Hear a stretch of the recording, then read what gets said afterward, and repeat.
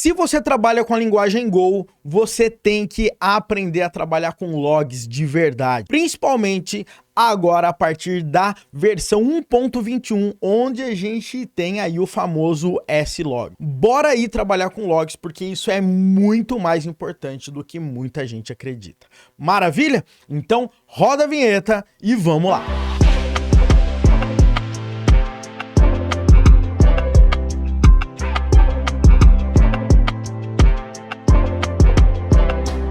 Olá pessoal, tudo bem? Seja muito bem-vindo e muito bem-vinda a mais um vídeo aqui no canal Full Cycle. Meu nome é Wesley Williams e no vídeo de hoje a gente vai falar sobre logs e como isso vai fazer a diferença no seu trabalho no dia a dia com a linguagem Go. Principalmente agora que você tem diversas opções para te ajudar no dia a dia com um pacote fantástico que foi lançado. Maravilha? Mas não esquece, antes daí da gente começar, não esquece de curtir aí o nosso canal e ativar as notificações, assim sempre quando um vídeo top que nem esse for pro ar, você vai ser notificado e notificada. Maravilha? Então, chega aí de delongas, galera. Vamos aí para a tela do meu computador, porque eu tô muito empolgado aqui para mostrar para vocês como que a gente pode trabalhar com logs agora com Go. Maravilha? Então vamos lá. Pessoal, negócio é o seguinte, estou aqui no meu Visual Studio Code e eu vou iniciar um projeto absolutamente do zero para eu mostrar alguns exemplos de logs aqui para vocês, beleza? Então é o seguinte, vamos lá, go mod init github.com/dev fullcycle /slog exemplo, que eu vou colocar aqui pra gente, tá? Exemplo pra gente brincar.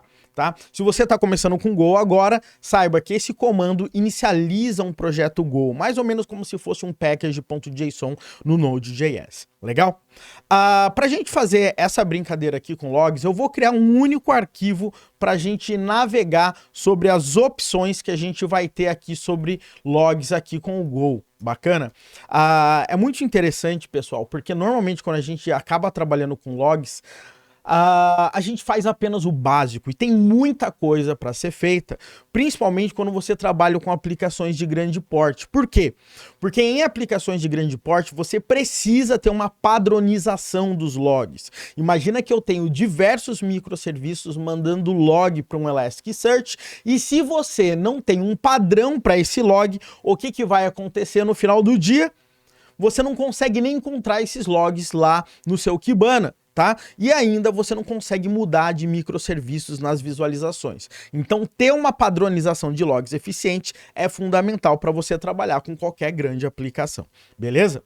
Bom, como que a gente vai trabalhar? Galera, normalmente, quando a gente trabalhava com Go, a gente tinha uma paradinha aqui chamada log.println, por exemplo, onde você falava aqui, ó, hello world, né? Eu vou dar um go run main.go e aqui eu tinha o meu log, tá? Algo bem simples, né? Eu poderia dar log.fatal e etc, mas era algo muito simples, então normalmente a comunidade inteira começava a utilizar pacotes que foram criados para ajudar, porque a biblioteca padrão do Go não ajudava muito o suporte para logs, tá? Agora, a partir da versão 1.21, você tem um camarada chamado S-Log. Tá? E eu quero trazer esse cara aqui para te ajudar a entender como é que essa parada funciona, tá? Então, basicamente é o seguinte, vamos começar do começo de uma forma bem simples. Eu digito slog.info, tá? E eu vou colocando aqui, ó, eu vou colocar assim, ó, trazendo informações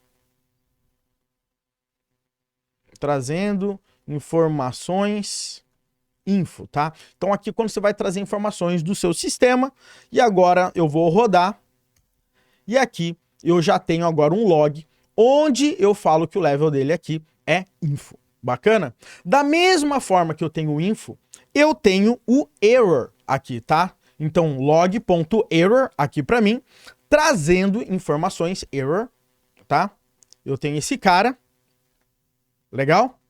Eu também tenho um cara que é o warning, tá? E que não é o warning, é só apenas o warn. Aqui quando ele acaba trazendo aqui pra gente. Bacana? Então eu vou colocar aqui e a gente vai ter esse mesmo resultado agora aqui pra gente. Legal? Por outro lado, né, eu não sei se você já percebeu, quando a gente está em modo desenvolvimento, normalmente a gente também trabalha com um level chamado de debug, tá? E você vai perceber que eu não vou colocar o debug agora aqui, porque a gente tem que mudar o padrão, né, o level desse log para a gente conseguir executar e mostrar o debug, tá? Só para você ter uma ideia aqui, se eu colocar debug agora aqui, ó, ele não vai trazer essa informação aqui pra gente, tá? Porque você tem que indicar que você quer trabalhar aqui em modo debug. Bacana? Agora, uma das coisas, tá, que é muito comum acontecer é você ter que tratar esses logs em um outro formato, tá?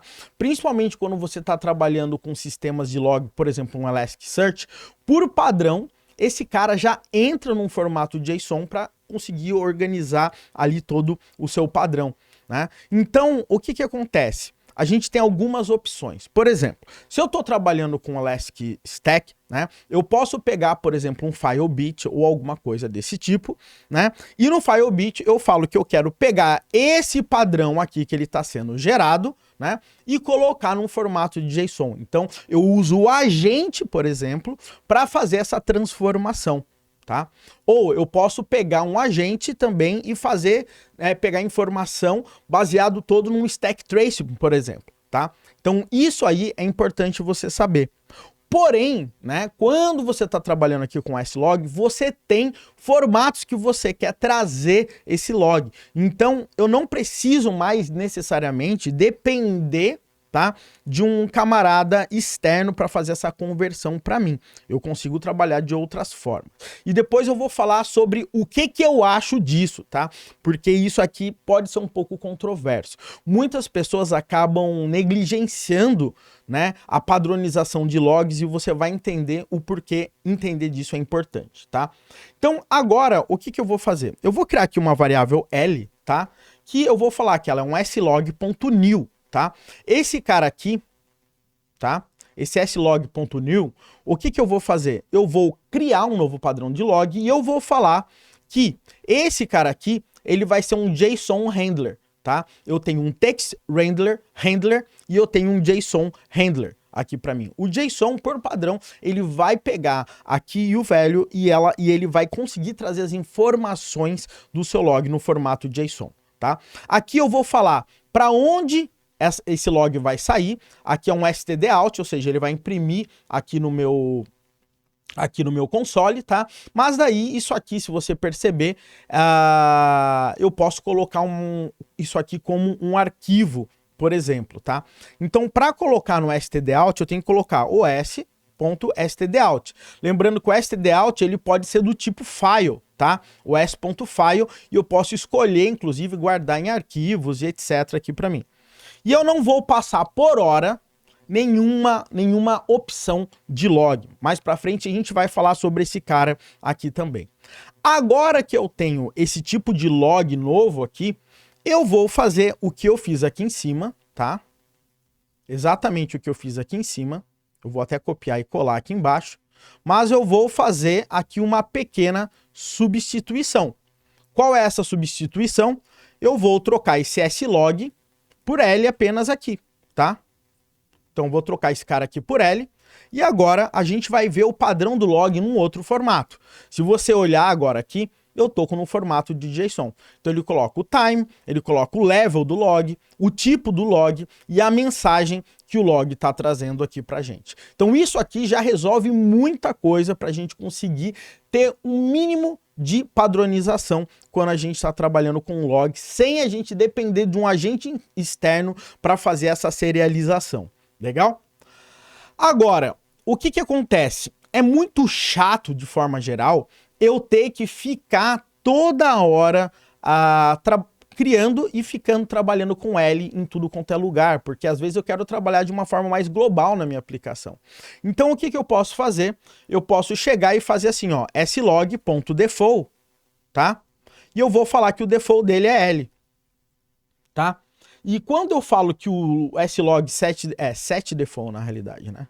Set default é log, o que vai acontecer aqui nesse caso, tá, pessoal? O que vai acontecer vai ser o seguinte: eu não preciso mais agora trabalhar colocando o L na frente. Isso aqui vai ser um comportamento padrão. Então, olha só que interessante. Eu vou colocar esse cara aqui embaixo novamente. Vou colocar aqui. Perceba que eu estou usando slog. E agora, quando eu rodar, você vai perceber que ele está no formato JSON. Então, aqui eu consigo mudar o padrão que o log vai utilizar. Então, eu crio a minha instância, falo que essa instância ela é padrão, e daí eu estou feliz e contente aqui para mim. Bacana? Agora, o ponto é o seguinte, muitas vezes o que a gente precisa fazer é também mudar o level que o log está trabalhando. Para você saber o que é level, o level é esse cara aqui, ó, info, error, warn, tá? Então esse cara aqui é um tipo de level que você acaba escolhendo. Porém, eu quero agora setar o tipo de level que eu vou trabalhar, tá? No formato debug. Tá? Então isso aqui é interessante também para você conseguir entender. Como que eu consigo fazer esse tipo de cara funcionar, né? Porque se você olhar aqui, né? Vamos lá, só para você lembrar. Se eu coloco aqui no formato debug, ele não vai trazer a informação aqui para mim, tá? Então o que eu vou fazer vai ser o seguinte, tá? Eu vou criar aqui para mim, tá? Uma variável, tá? Então eu vou colocar assim, ó, level, dois pontos, igual a new, tá? slog ponto level var, tá? Por que eu coloco aqui level var? E por que eu tô colocando new aqui? Porque aqui ele tá criando aqui criando um ponteiro aqui para mim, e daí qualquer lugar que eu mudar, eu vou ter essa alteração, tá? E agora, o que vai acontecer no final das contas? Eu posso simplesmente criar um novo L aqui, né? slog.new, tá? Daí eu vou colocar slog.new JSON handler, vou colocar o stdout, que nem a gente fez, legal? Mas agora, lembra que aqui tava new, né? Eu vou colocar agora aqui um slog.handlerOptions e aqui eu vou escolher o level que eu vou trabalhar. E o level que eu vou trabalhar agora aqui vai ser aquela minha variável level que está no formato de debug aqui para mim, tá? É basicamente isso. Deixa eu colocar aqui assim, né? Então, se você perceber agora, eu falei que o level desse cara, tá? Ele vai utilizar sempre o padrão que está nessa minha variável. Então, o que isso significa? Significa que, por exemplo, se eu der aqui, por exemplo, deixa eu ver, um L.warn, vai funcionar? Vamos lá, eu vou comentar esse cara aqui. Vamos lá.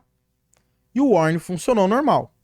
Mas agora, se eu quiser trabalhar no formato debug, eu posso fazer o seguinte. Eu posso colocar level.set e aqui eu vou colocar slog.levelDebug. E agora, o que isso vai acontecer? Como eu dei um set nesse level aqui, se eu chegar agora aqui e dar um l.debug, olha só o que vai acontecer. Vamos lá. Pum. Agora eu consigo ter o meu level debug aqui para mim. Então eu consigo mudar, né, e adicionar aqui para mim o level que eu estava querendo para eu conseguir trabalhar. Fechou? Galera, só de a gente fazer isso, tá? Já facilita bastante a coisa. Mas eu quero trazer um desafio aqui pra gente, que normalmente a gente tem que ter, né, trazer alguns pontos, mas lembrando, tá? Isso é controverso, tá? Controverso não. Isso pode gerar um pouco de polêmica em alguns aspectos. Vamos lá. Vamos imaginar que eu vou criar aqui uma struct, tá? Eu vou chamar essa minha struct de dbResult, por exemplo, tá? Esse dbResult, eu vou, por exemplo, colocar um status, que vai ser uma string, tá? E eu vou colocar aqui também um dbPassword. Eu sei que dbPassword não deveria estar aqui, mas beleza. O que acontece? Se eu chegar aqui embaixo, tá? E eu quiser trazer informações sobre esse cara, olha só que interessante. Eu vou chegar aqui, deixa eu apagar esse cara aqui, para ele não ficar imprimindo. Eu vou fazer o seguinte, olha só, eu vou colocar DB Result, tá? Que vai ser um DB Result que tem um status igual a, sei lá, Success. E eu tenho um DB Password que vai ser 123456. Beleza? Se eu chegar agora aqui e der um l.info aqui para mim, e eu coloco os dados do meu DB Result, então eu vou colocar aqui, ó. Vou colocar um D minúsculo, né? Senão ele vai dar ruim aqui. DB Result. E eu colocar aqui um DB Result, olha o que vai acontecer. Ele vai trazer as informações aqui para mim. Ele tá com bad key porque tem que ser sempre key velho, né? Eu acho que eu posso colocar assim, ó, result. Aqui, vamos ver se ele não vai reclamar. Beleza. Então, ó, se você olhar aqui, ó, minha mensagem é DB result. Aqui, qual que é o meu resultado? Status é success e o DB password é 123456. Qual que é o problema que a gente tem aqui, galera? Eu tô logando as informações, tá, da minha senha, tá? E isso aí é um dado que não deveria estar entrando num log.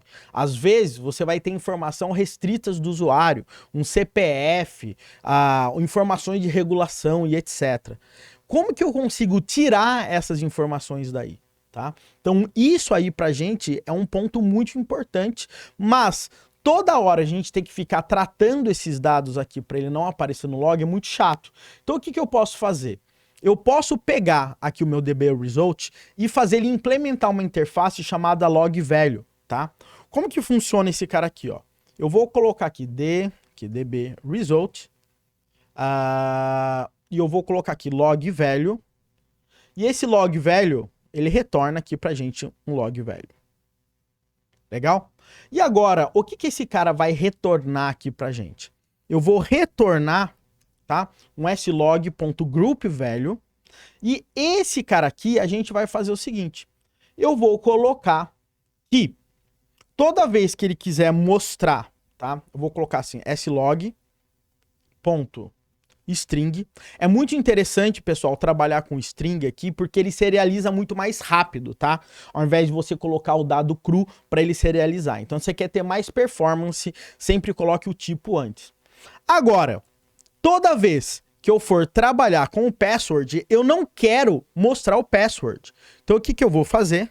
Eu vou escrever aqui, redacted, tá? Ou seja, esse dado foi escondido de forma geral aqui. Eu posso colocar o texto que eu quiser, tá? E acabou. Agora, o que vai acontecer? Eu vou rodar aqui para mim e olha só o que acontece por padrão. Tá vendo?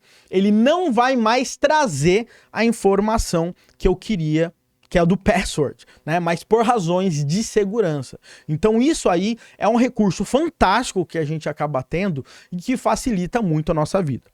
O grande ponto aqui é: quem será que tem que ser o responsável, tá, por esconder essas informações? Será que é o desenvolvedor ou será que é o time de plataforma ou etc., que na hora que o log vai para o stdout e ele captura, por exemplo, com o FileBit ou algo desse tipo, ali naquelas configurações ele esconde as informações que ele acha importante. E isso sai da responsabilidade do desenvolvedor. Entende como isso pode ser controverso? Desenvolvedores, será que é o papel do dev escolher quais são os dados que podem ser exibidos ou não no log? Ou será que é uma área de negócios que tem que escolher isso? E daí um time de plataforma, na configuração no sistema de log, usando um logstash, usando um bit, um fleet, sei lá, qualquer coisa desse tipo, fica escondendo essa informação ali. Entende qual que é o negócio? Minha opinião, isso tem que vir do time de negócios, a galera de PO, por exemplo, a área de produtos, e depois o time de plataforma deve esconder essas informações. Eu não acho que é o desenvolvedor ali que está criando aquela aplicação que ele tem que ficar pensando nisso, porque às vezes uma informação é importante e ele está mostrando porque na cabeça dele tanto faz trazer o CPF. Eu não quero deixar esse julgamento para o desenvolvedor. Então, apesar desse recurso ser fantástico, eu acho que não deve ser o desenvolvedor que deve trabalhar com isso aqui. Bacana? Galera, por último também, uma coisa que dá para fazer aqui em relação à parte de logs é o seguinte, é você conseguir agrupar os logs de acordo com o que faz mais sentido ali para você. Então imagina você quer agrupar os logs, tudo que é de banco de dados, tudo que é servidor web, então você pode logar essas informações de uma forma agrupada para ficar mais fácil, inclusive, você buscar. Como que você pode fazer esse tipo de coisa? Tá? No final do dia é bem simples. Eu vou colocar assim, ó, slog.info. Aí vamos imaginar que esse cara aqui é do tipo banco de dados, legal? E agora eu vou dar um slog.group. E aqui eu faço o agrupamento. E nesse agrupamento, vamos imaginar que eu quero logar aqui tudo que é uma insert. Então eu vou falar, eu quero agrupar os meus inserts, tá? E o resultado dos meus inserts vão ser, sei lá, por exemplo, aqui o DB Result, legal? Então agora aqui, ó, deixa eu esconder esse cara aqui. Olha só o que vai acontecer. Ele falou que a mensagem é banco de dados, o grupo que ele trabalhou aqui é um insert, e o resultado do insert é status success e o DB password que ele trouxe aqui pra gente. Então a gente também tem a possibilidade de fazer agrupamentos, tá? Pessoal, isso aqui que eu tô mostrando para vocês é ferramenta, tá? Por outro lado, o que acontece? Você tem que ter uma sincronia, vamos dizer assim, com outros times de outros microserviços para você seguirem um padrão, tá? Por quê? Você seguindo um padrão, você não vai ter problemas na hora de buscar essas informações num servidor de log, tá? E galera, por último, e não menos importante, se você gosta da linguagem Go e quer dar um passo a mais na sua carreira com essa linguagem, saiba que nós temos uma pós-graduação de 6 meses focada na linguagem Go, que vai te ajudar a você sair ali do zero a um nível bem avançado com a linguagem Go e ainda ter um certificado reconhecido pelo MEC e também ainda ter aulas ali fantásticas na área de liderança e trabalho em equipe, com o Bernardinho, com o Clóvis Barros Filho, com empreendedorismo, intraempreendedorismo, com a Cris Arcangeli, com o Roberto Justus, tá? Então, assim, tem muita coisa top que você pode aprender nessa pós-graduação e também além de ter aulas ao vivo fechadas aí comigo. Beleza? Então, espero que você tenha curtido tudo isso que eu tô trazendo aqui para vocês. Um grande abraço e até o nosso próximo vídeo aqui no canal Full Cycle. Link da nossa pós aí na descrição. Até mais!